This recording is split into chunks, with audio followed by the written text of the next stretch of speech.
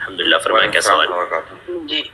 جی میرا سوال یہ تھا کہ میں ابھی قطر میں رہ رہا ہوں. قطر میں میں نے دیکھا ہے کہ جیسے امام صاحب دونوں طرف نماز کے لیے سلام کرتے ہیں تب سب لوگ مقتدی جو ہے سلام کرتے ہیں، اور انڈیا میں جب میں نماز پڑھتا ہوں تو ساتھ ساتھ سلام کرتے ہیں، اور سلام کرنے کے بعد جیسے رکعت چھوٹ گئی ہے میری تو دونوں رکعت کے سلام کرنے کے بعد امام کے تب جو ہے سلام کے لیے اٹھتے ہیں نماز کے لیے جو رکعت بچی ہے. تو کون سا طریقہ بہتر ہے، انڈیا میں جو کرتے ہیں وہ یا پھر یہاں جو کیا جاتا ہے وہ بہتر ہے؟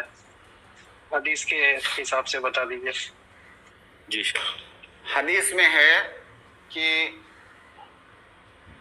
اذا سلم فسلموا، جب امام سلام پھیر دے تب آپ سلام پھیریں. حدیث میں یہ نہیں ہے کہ جب امام سلام پھیر رہا ہو تو اس کے ساتھ میں سلام پھیریں. جب امام سلام پھیر دے تو آپ سلام پھیریں. جب امام رکوع میں چلے جائے تب آپ رکوع میں جائیں، ساتھ ساتھ میں نہیں. جب امام سجدے میں چلا جائے تب آپ سجدے میں جائیں. تو جب امام سلام پھیر دے تو آپ سلام پھیریں. اب یہاں پہ اگر کوئی آدمی جو امام کے پیچھے نماز پڑھ رہا ہے، اگر امام نے جب پہلا سلام شروع کیا السلام علیکم ورحمۃ اللہ، پہلا سلام، اگر اسی کے ساتھ کسی نے سلام پھیر دیا تو اس آدمی کی نماز باطل ہے، نماز اس کی صحیح نہیں ہوئی، دوبارہ نماز پڑھنا پڑے گا اسے. یہ پوائنٹ نمبر 1. پوائنٹ نمبر 2، اگر کسی آدمی نے امام کے پہلے سلام سے فارغ ہونے کے بعد جب امام دوسرا سلام دوسری بائیں طرف سلام پھیر رہا ہے، اگر اس بائیں طرف والے سلام کے ساتھ ساتھ کسی نے سلام پھیرا تو کیا یہ اس کی نماز صحیح ہوگی یا یہ بھی باطل ہے؟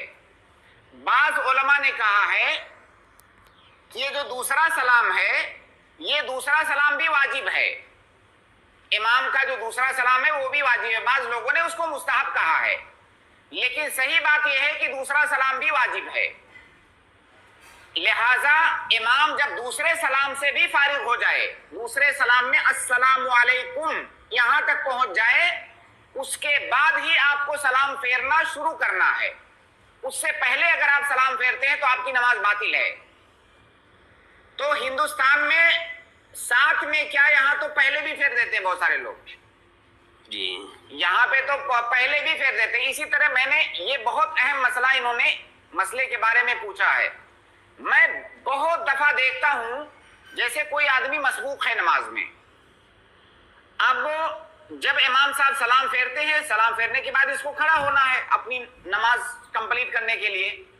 اب جیسے ہی امام نے دائیں طرف السلام علیکم السلام جیسے شروع کیا، فوراً یہ کھڑا ہو گیا. اگر یہ فوراً کھڑا ہو گیا تو آپ جان لیں اس کی نماز باطل ہے،